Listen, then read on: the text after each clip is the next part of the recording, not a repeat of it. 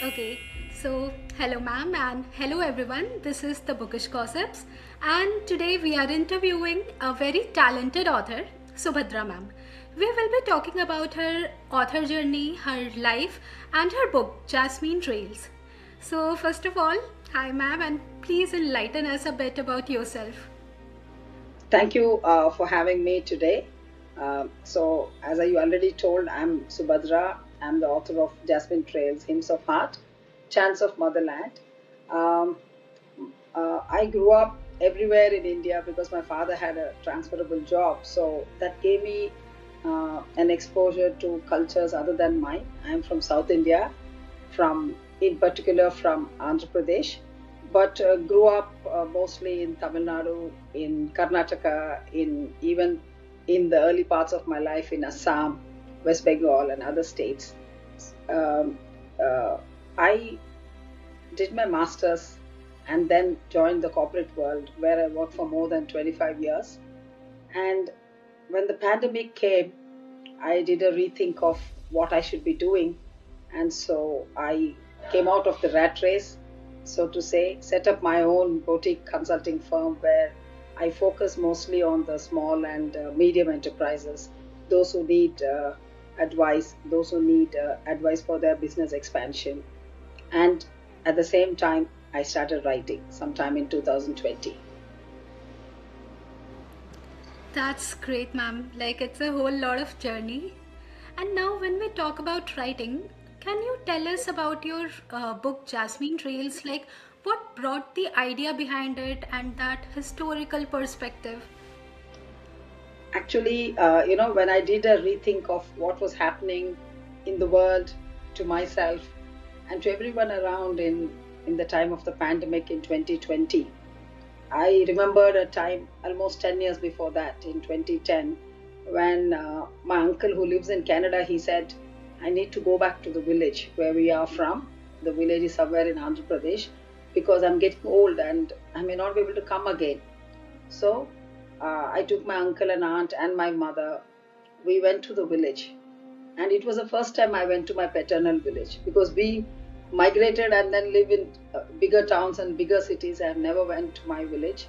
So when I saw the village, the place where my grandparents and great grandparents came from, the temples in and around the village, it stayed with me. I felt, migration of families because of education, because of jobs. Many stories remain untold. So that remained with me. And then when I started writing in 2020, I thought that I should bring that to life. So I thought, okay, from when should I start writing? So I felt I should write something of my grandfather's generation, what they were growing up in pre independence India, and what did they do when the freedom struggle was going on. So I set my story in the 1920s and then researched the period of 1920s, 30s, 40s. And that's how Jasmine Trail started in the year 1923. The story starts off at that time. That sounds really beautiful, like a whole personal level of kind of journey. So Yes, now the next question is like when you were writing in 2020 and yes. then comparing your writing to this year 2026, how would you explain that transformation? Like, how has your writing style changed and what you experienced as a changing phase in you through writing? So at first, when I wrote, I think I wrote more from the heart. And when the first story, the first novel, when it came from the heart, and words just stumbled into paper, something like that. And then once the first draft was over, it was then when you start thinking about how does this language look, does it suit that character about whom you have written, and then you start being more deliberate about it and seeing whether the language matches the period that you're writing from. And then once the first book was done and given to the editing and the publishing process, and started writing the second one, as you said, with that experience, now sometimes you feel, oh, I was so amateurish. What did I write even then? And so you mature along the way, and then you know what to be written, what is not to be written, what words to be used. I think it only comes from practice of writing and writing consistently. Right. So, in this journey, what struggles did you face? Like in writing, as well as being writers, we often experience writing blocks, or sometimes we completely run out of ideas. So, how do you deal with those challenges and these struggles? See, frankly, the first book, Jasmine Trades, when I was writing it, the world was experiencing such a, an event which none of us or even our parents have seen, the pandemic and the lockdown. And in comparison to what was happening around the world, this seemed a very easy process. So words were coming quite easily. And I was reflecting just the other day. It was in the second book, or now what you're writing, that the writer's block, or completely going out of ideas, or coming to a brick wall and not knowing where I should go and where should my characters go. And the solution for me is always is to keep it for that day, get up in the next day morning early, go for a nice walk. Then the story would actually unravel itself and some solutions will come. So for me, the go-to is to go for a nice long walk, and the characters will then speak to me, and I will be able to get the answers for any writing block or any plot which is not going forward. Right. So, when talking about your approach to writing and overcoming those challenges, there are so many new writers who are following us and who will be watching this interview. So, what would be your suggestion to budding authors who haven't published their books yet and they're planning to like step into this industry? What I would say is start writing. And I think a very famous author recently, she said that she always wrote 1,000 words a day, come what may. She first wrote, and then came the editing process or the chopping off or changing it. So what I would tell someone who's aspiring to write is start writing and write consistently. Don't worry too much about whether the grammar came right, whether you got the right word. I think focus more on what you want to write about. What is the plot? Not, okay, did I put this word or did this seem modern enough? All that can come afterwards. So first write every day, and that will make it more easier to write as it goes. And you will see, suppose you're writing even not 1,000 but even 500 words a day, you get 15,000 words by the end of the month, and then you get the confidence, and then I think you will go forward. Absolutely. So, ma'am, like the budding authors, they will follow this advice, but there's something different that most of them want to know. Like when you officially transitioned as an author on paper, what changes did it bring into your life? Like before publishing, there is often a picture in our heads, and then when we are done publishing, there's reality. So, how would you describe that phase? So even before publishing, the time when you finish writing, after I wrote my first book, I was wondering what should I do next. I didn't know the publishing world, and I didn't know what route somebody takes. It was then that after talking to a few people and then checking up, I found that the first thing that an author has to do is to find a literary agent who can represent you to all publishers and put your book in such a way to the genre that the publishers want or to the timing when such books can be released. And so that's the first step, to get somebody professional who will represent you. And then, as you said, one day I was a budding author, one day I was still an unpublished author, and suddenly the book releases. The whole world is entirely different. You thought that the book will follow a certain pattern and certain type of readers will read it, and that could have been your audience. Frankly, I thought that my book, since it was set in the 1920s, it will be an older audience. It will be somebody in their 40s or 50s, somebody who feels nostalgic towards the older times. But to my surprise, many people who empathized with the book or felt a connection with the book were the very young, the Gen Zs. I got so much of feedback from very young people. So then you feel, okay, you thought in one way and wrote for a certain audience, but then the audience is also surprising you a lot.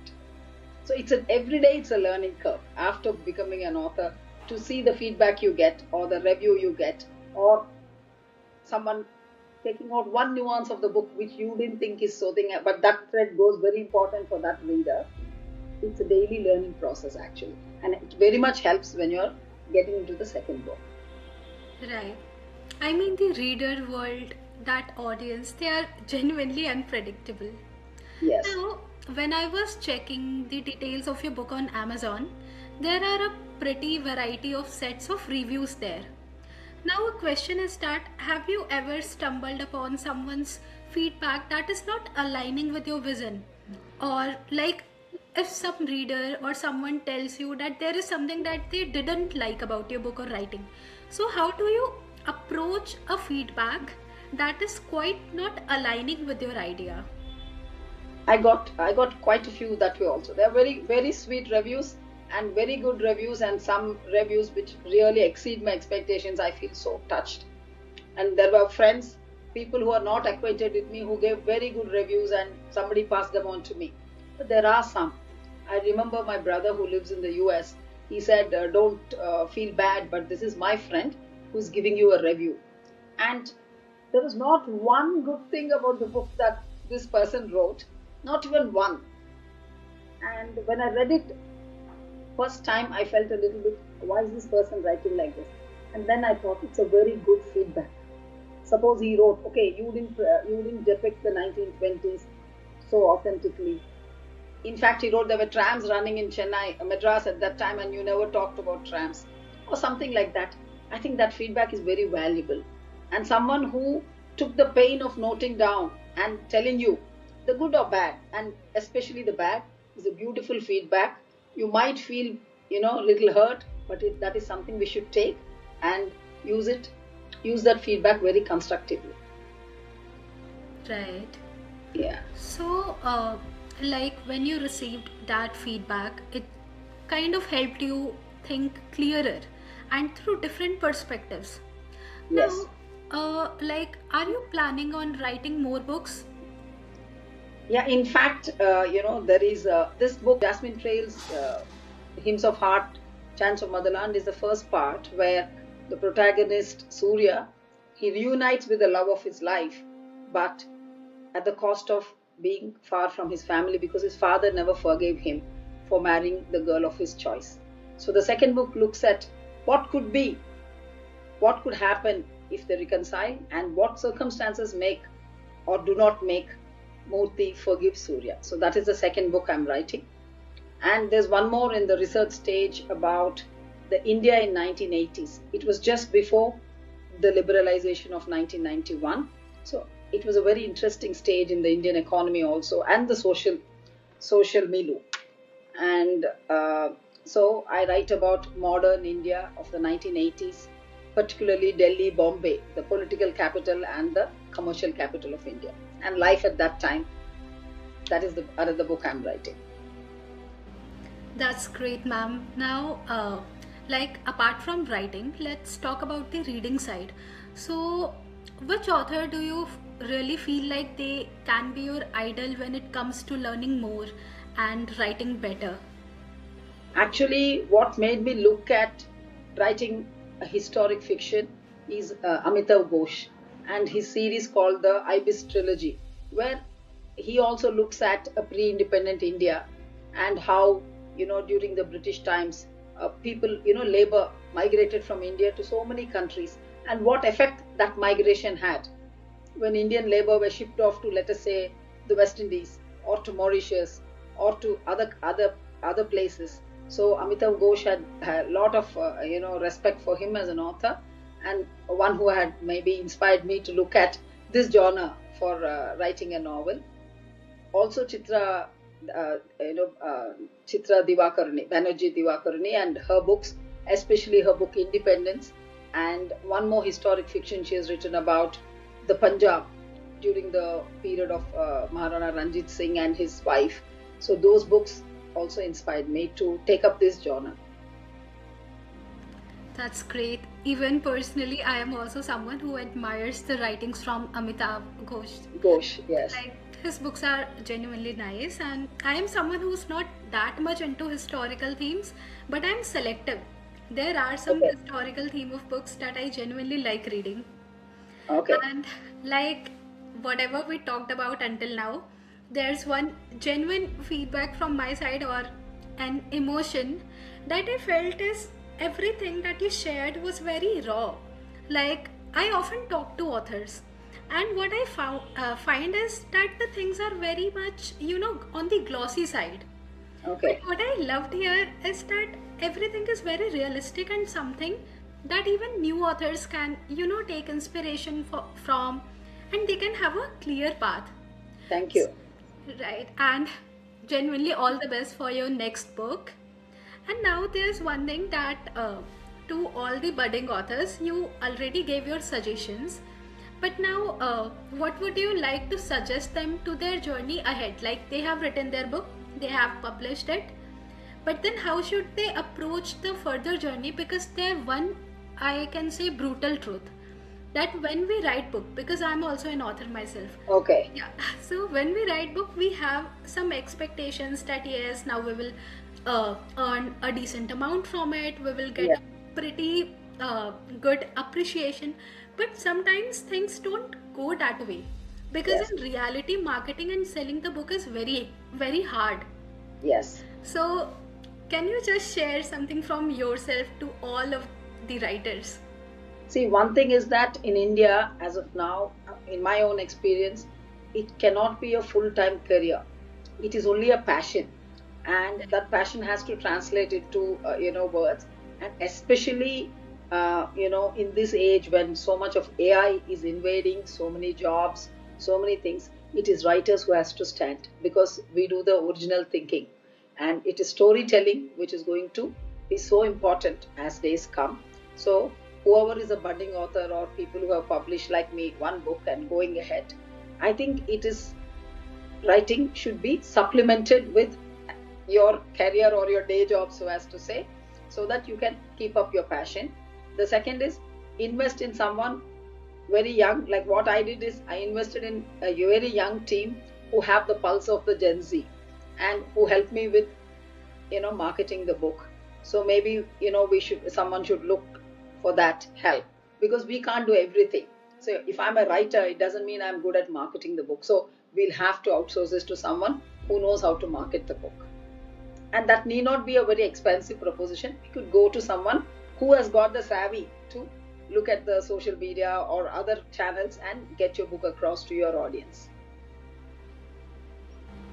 Thank you, ma'am. In fact, this balance between, putting efforts on your book and then finding the right people for help, that's Yes. very crucial today.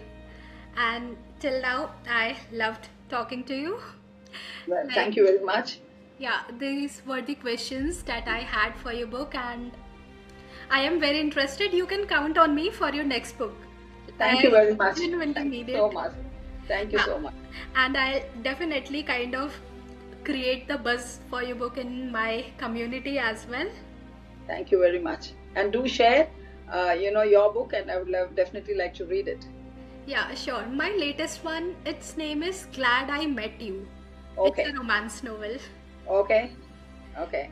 Yeah, but now I'm kind of motivated because I haven't written any history side of book yet. So now Okay. I'm like, okay, I should try this as well.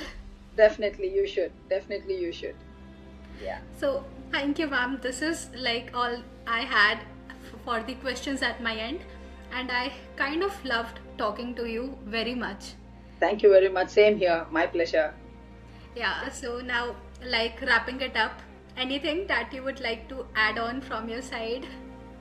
No, I would only say that, as I told you, as we look at the world around, and the people fear what AI is going to do to their jobs or to their livelihoods, I think people should keep writing and write honestly, and that is something which is very authentic, which will remain for people, because AI cannot take over our sensing, our way of imagining, fresh and writing stories. Maybe it will catch up, but still there is time. So till then, I think writers should keep to their end of the bargain.